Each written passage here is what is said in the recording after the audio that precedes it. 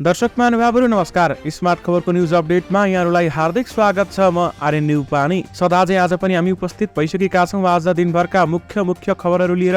हाम्रो मेहनतका लागि यो भिडियोमा एउटा लाइक अवश्य गर्नुहोला। दर्शक महानुभावहरू, पल पलको न्युज अपडेटका लागि हाम्रो यस युट्युब च्यानललाई अहिलेसम्म सब्स्क्राइब गर्नुभएको छैन भने कृपया सब्स्क्राइब गर्नुहोस् अनि नजिकै आउने बेल आइकनलाई क्लिक गर्नुहोला। कहाँबाट हेर्दै हुनुहुन्छ अनि के कस्तो लाग्दैछ आफ्ना कुराहरू तलको कमेन्ट बक्समा कमेन्ट गर्नुहोला। आउनुहोस् दर्शक महानुभावहरू, आजका दिनभरका मुख्य खबर सुरु गरौँ शाहरुख ताम्राकारको प्रसङ्गबाट।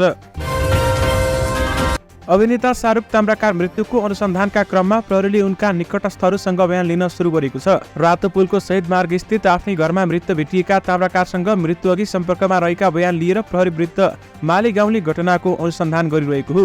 त्यस क्रममा शाहरुखले मृत्यु हुनुअघि काम गरिरहेको चलचित्र #मायामा निर्देशक राजीव गुरुङ र निर्माता शर्मिला थापासँग बयान लिएको छ। बाहिर विभिन्न खालको टीका टिप्पणी र प्रश्नहरू आएका छन्, त्यो विषय पनि उहाँहरूसँग सोधपुछ हुन्छ।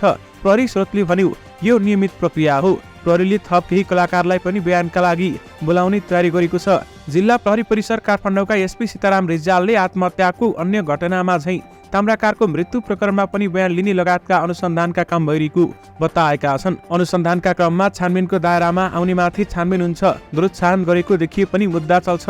रिजालले हामीसँग भने तर अहिलेसम्म यो घटनामा ठ्याक्कै बाहिर भन्न मिल्ने खालको कुनै पनि डेभलपमेन्ट छैन भन्दै उहाँले बताउनुभयो। अनुसन्धान अधिकृतका अनुसार शाहरुखको मोबाइल जाँच सम्बन्धी रिपोर्ट आएपछि मृत्युको कारण खुल्ने अनुमान गरिएको छ। उनी असार 21 गते घरमा झुन्डीको अवस्थामा फेला परेका थिए। उनको मोबाइल प्रहरी प्रधान कार्यालय नक्सालमा रहेको डिजिटल फोरेन्सिक ल्याब DFL ले जाँच गरिरहेको छ।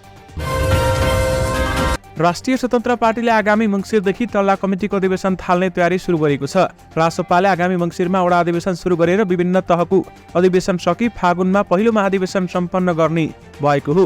रासपाका सहमहामन्त्री कविन्द्र बुर्लाकोटीले हामीलाई भने मङ्सिरबाट महाधिवेशनको चरणमा प्रवेश गर्छौं। सुरुमा हाम्रो वडा अधिवेशन हुन्छ, त्यसपछि पालिका अधिवेशन हुन्छ।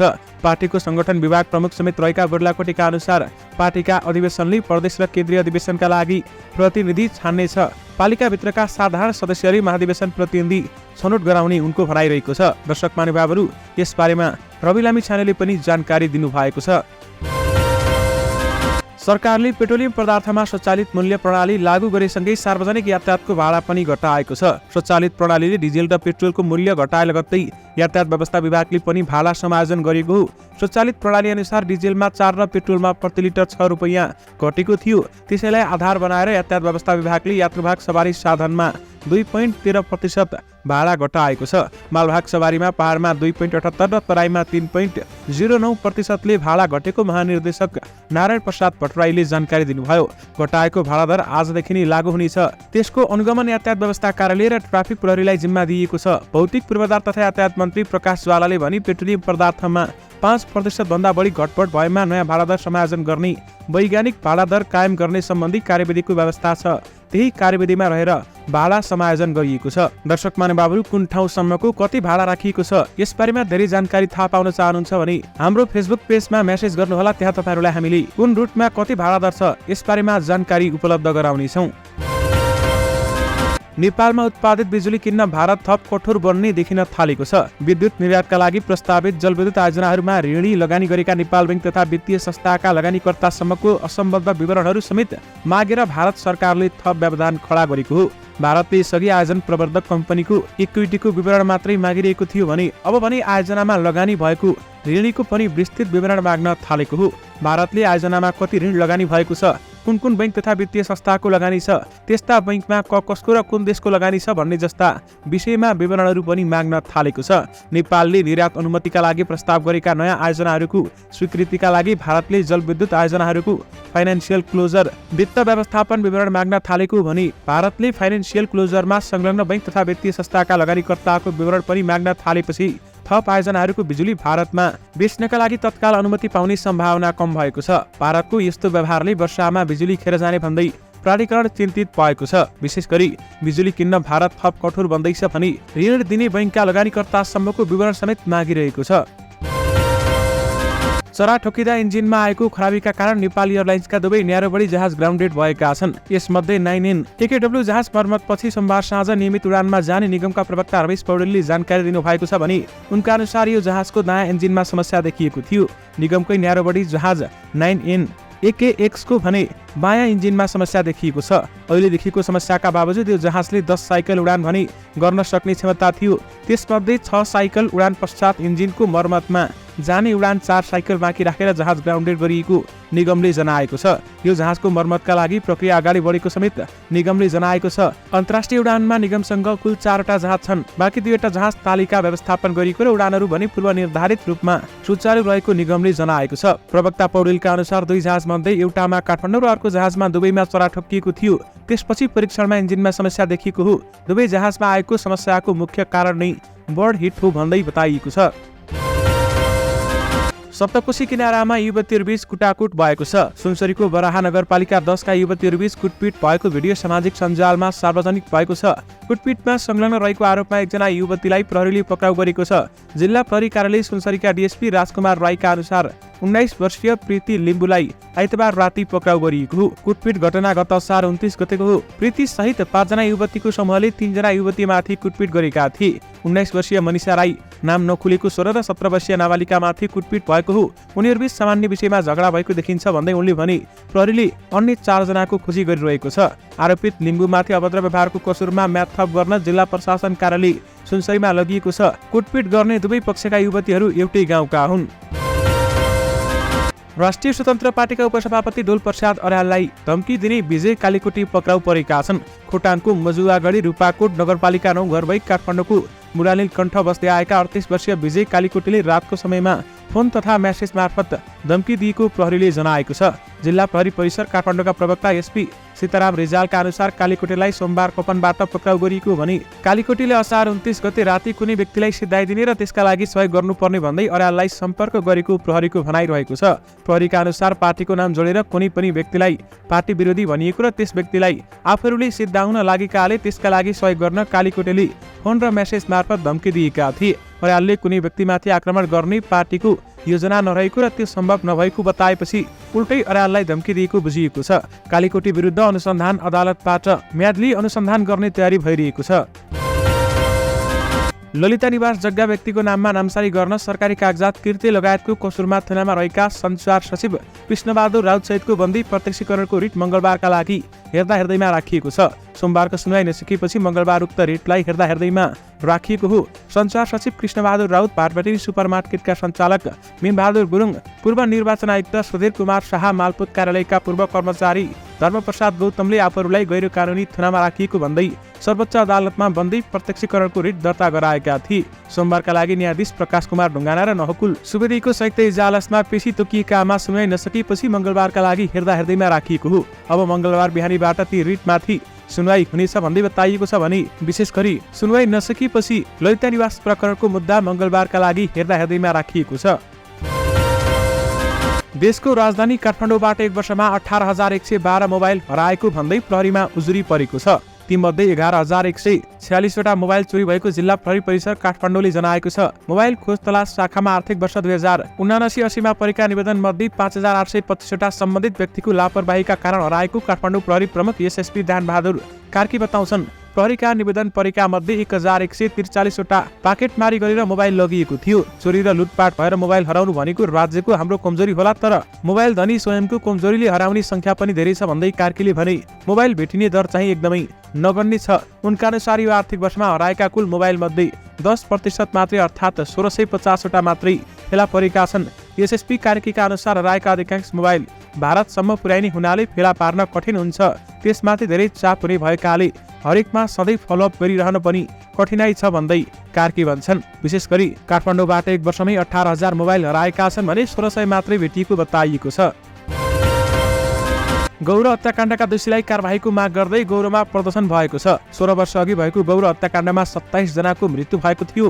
गौर हत्याकाण्डमा पीडितहरूले तत्कालीन घटनामा संलग्न दोषीहरूलाई कारबाहीको माग गर्दै प्रदर्शन गरेका हुन्। प्रदर्शनमा उत्रिएकाहरूले गौर हत्याकाण्डको मुख्य दोषी उपेन्द्र यादवलाई कारबाही गर, न्याय मार्न पाइँदैन, पीडितलाई न्याय देऊ, मानव अधिकारको रक्षा गर, कानुन प्रशासन लागू गर, दर्ता भएको जाहेरमाथि कारबाही अघि बढा, हत्यारालाई बचाउन पाइँदैन, जंगली राज चाहिँदैन लगायतका नारा लगाएका छन्। 2063 सालमा चैत 7 गते उपेन्द्र यादव नेतृत्वको तत्कालीन मधेस जनअधिकार फोरम नेपाल र नेकपा माओवादी केन्द्रले गौरव सदरमुकाममा रहेको राइस मिलमा छुट्टा छुट्टै राखेको कार्यक्रमका बेलामा झडप भएको थियो, जसमा माओवादी कार्यकर्ता ठूलो संख्यामा मारिएका थिए। हत्यामा संलग्नहरूको विरुद्ध तत्कालीन समयमै किटानी जाहेरी दिए पनि कारबाही नभएको पीडितहरूलाई न्याय दिलाउन तथा अपराधीहरूलाई कानुनी दायरामा ल्याउन प्रदर्शन गरिएको उनीहरूले बताएका छन्। प्रदर्शनमा हत्याकाण्डका पीडित परिवारका सदस्यहरूको समेत सहभागिता छ। सरकारले चालु आर्थिक वर्ष 2080-81बाट हवाई यातायात सेवामा मूल्य अभिवृद्धि कर भ्याट कार्यान्वयनमा ल्याएको छ। 15 जेठमा आएको आर्थिक वृद्धिलाई हवाई सेवामा भ्याट लगाएपछि त्यसको 30 दिन अर्थात् 12 असारभित्र कम्पनीहरू भ्याटमा दर्ता भइसक्नु पर्ने थियो, तर हवाई सेवामा भ्याट नयाँ भएको र दर्ता प्रक्रियामा अलमल भएकाले 1 साउनबाट यसबाट क्षेत्र भ्याट अनिवार्य भएको आन्तरिक राजस्व विभागका महानिर्देशक दीर्घराज मैनालीले बताएका छन्। त्यस अनुसार 1 साउनबाट टिकट काट्दा अनिवार्य भ्याट तिर्नुपर्ने, तर त्यसपछि काटिएका टिकटमा भने भ्याट नलाग्ने मैनालीले जानकारी दिनुभएको छ। मूल्य अभिवृद्धि कर लागू हुनुभन्दा पहिला काटिएको हवाई टिकटमा लागू भएपछि यात्रा गर्दा पनि भ्याट असुल गरिने छैन। यद्यपि यस्तो यात्राको विवरण भने वायुसेवा कम्पनीहरूले आन्तरिक राजस्व विभाग मार्फतका कर कार्यालयमा गराउनु पर्नेछ। बिक्री भएको हवाई टिकट रद्द भई यात्रुले फिर्ता पाउने अवस्थामा बिक्री फिर्ताको हिसाब देखाएर मिलान गर्न सकिने समेत विभागले जनाएको छ। त्यसैगरी 1 साउनभन्दा अगाडि नै काटेका हवाई टिकटमा भ्याट नलाग्ने बताइएको छ। नाबालिगलाई ठमेलको एलओडी क्लबमा प्रवेश गराएको आरोपमा थप 2 जनालाई प्रहरीले पक्राउ गरेको छ। जिल्ला प्रहरी परिसर काठमाडौँले क्लबका म्यानेजर सहदेव सेढाई र रिसेप्सनिस्ट सपना ढुङ्गानालाई असार 26 गते पक्राउ गरेको हो। पक्राउ परे पनि ढुङ्गानालाई जिम्मा जमानीमा छाडिएको छ भने सेढाई अहिले पनि प्रहरी हिरासतमै छन्। यसअघि प्रहरीले एलओडीका सञ्चालकहरू रोदेल बल्लभ श्रेष्ठ र राजु सिंह सुवाललाई पक्राउ गरेको थियो, तर सरकारी वकिल कार्यालयले छाड्न आदेश दिएपछि उनीहरू असार 28 गते छुटेका थिए। उनीहरूले जेठ 30 गते उक्त क्लबमा नाबालिगलाई प्रवेश गराएको आरोप छ भने त्यसरी प्रवेश गराउँदा ती नाबालिगलाई ललितपुर पुर्याएर एक युवकले बलात्कार गरेका थिए। बलात्कार आरोपी सुदन बहादुर कोइरालालाई पनि प्रहरीले पक्राउ गरेको छ। उनी अहिले पूर्वपक्षका लागि थुनामा छन्। बलात्कार घटनामा क्लबले बालबालिकाहरू विरुद्धको कसुर गरेको भन्दै जिल्ला प्रहरी परिषद श्रेष्ठ र सुवाललाई पक्राउ गरी अनुसन्धान गर्न काठमाडौँमा पठाइएको थियो।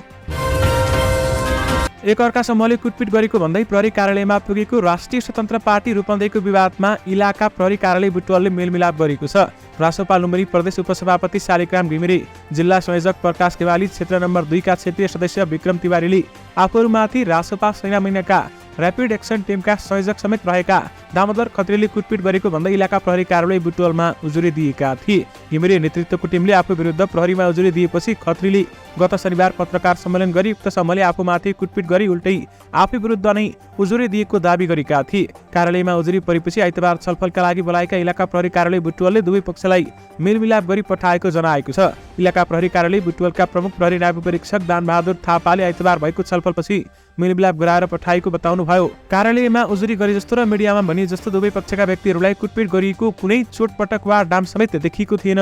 छलफलमा पनि दुवै पक्षले घटनालाई सामान्य रूपमा लिई मिलेर जाने भनेपछि मेलमिलाप गराएर पठाइएको हो भन्दै थापाले हामीसँग भने। संघीय सरकारले व्यवस्थापनमा चासो नदिएको र काठमाडौँ महानगरपालिका सहितका तहले अव्यवस्थित तवरले फोहोर फालेको भन्दै नुवाकोटको ककनी गाउँपालिकावासी र धादिङ धुनीबेसी 1 नम्बर वडावासीले विसर्जनमा रोक लगाएका छन्। उनीहरूले आज बिहानीदेखि ककनी गाउँपालिका र धुनीबेसी सिमानामा अवरोध गरेका हुन् भने स्थानीयको अवरोधका कारण काठमाडौँबाट फोहोर बोकेर गएका टिप्पर बीच बाटोमै रोकिएका छन्। ककनी 3, 5 र धुनीबेसी 1 का स्थानीय विरोध प्रदर्शनमा उत्रिएपछि सुरक्षाकर्मीको उपस्थिति बढाइएको छ। स्थानीयवासीको आन्दोलनमा ऐक्यबद्धता जनाउन जनप्रतिनिधिहरू पनि सडकमा आएको ककनी गाउँपालिका 3 का वडाध्यक्ष घननाथ बजगाईले बताउनुभयो। फोहोर र मानव सँगै नराख भनेर हामीले बारम्बार ताकेता गर्यौं, तर शहर विकास मन्त्रालयको कानमा बतास लागेन। उनले हामीसँग भने प्रधानमन्त्रीले दिएको निर्देशन समेत कार्यान्वयनमा नआएपछि आन्दोलन बाध्यता बन्यो भन्दै उहाँले बताउनु भएको छ। प्रमुख प्रतिपक्षी दल नेकपा एमालेका उपमहासचिव एवं पूर्व परराष्ट्र मन्त्री प्रदीप गेवालीले प्रधानमन्त्री पुष्पकमल दाहाल प्रचण्डले सत्ता टिकाउनका लागि नेपालको परराष्ट्र नीतिमै सन्तुलन गुमाउने खालको काममा संलग्न भएको आरोप लगाएका छन्। त्रिभुवन विश्वविद्यालय नेपाल एसियाली अनुसन्धान केन्द्र सुनासले आज कीर्तिपुरमा आयोजना गरेको कार्यक्रममा बोल्दै उपमहासचिव गेवालीले सत्ता टिकाउनका लागि असंलग्नताको परराष्ट्र नीतिमा विचलन ल्याउने काम नगर्न सरकारलाई सचेत गराएका छन् भने प्रधानमन्त्री दाहालले भारत भ्रमणको क्रममा नेपालको हितलाई समेत ध्यानमा नराखी विद्युत खरिद सहितको सम्झौता गरेको भन्दै उनले आपत्ति जनाएका छन्। सरकारले तोकेको अवधिभित्र 2358 वटा मात्रै फोन कर तिरेर mobile device management system MDMS दर्ता भएका छन्। यसबाट सरकारले 1,47,00,000 राजस्व वसुल गरेको छ भने चालु आर्थिक वर्षको बजेटले 15 जेठ 2080 सम्म विदेशबाट आफन्त तथा साथीभाइले पठाएर ल्याएर वा अन्य कारणले नेपालमा दर्ता नभएका फोनलाई असार मसान्तसम्म 10,000 रुपियाँसम्म कर तिरेर वैध बनाउन सक्ने व्यवस्था गरेको थियो। ठूलो मात्रामा दर्ता नभएका फोन प्रणालीमा प्रयोगमा रहे पनि दर्ता गर्न त्यस्ता फोनका प्रयोगकर्ताले दर्ता गर्न चासो नै दिएका छैनन्। असार मसान्तसम्ममा दर्ता हुन बाँकी करिब 50 लाख फोन सेट मध्ये न्यून संख्याका फोनहरूको मात्रै IMDI सशुल्क दर्ता भएको बताइएको छ। ग्रे लिस्टका फोन प्रयोगकर्ताले कर तिरेनन् भन्दै बताइएको छ भने थप 1 महिना समय दिने बताइएको छ। दर्शक महानुभावहरू, यससँगै तपाईँहरूमा आज दिनभरका सबै मुख्य खबरहरू राखिसकेका छौँ। फेरि पनि तपाईँहरूमा आज नयाँ मुख्य खबरहरूका साथमा उपस्थित हुने नै छौँ। अहिलेलाई भने मलाई बिदा दिनुहोस्। नमस्कार।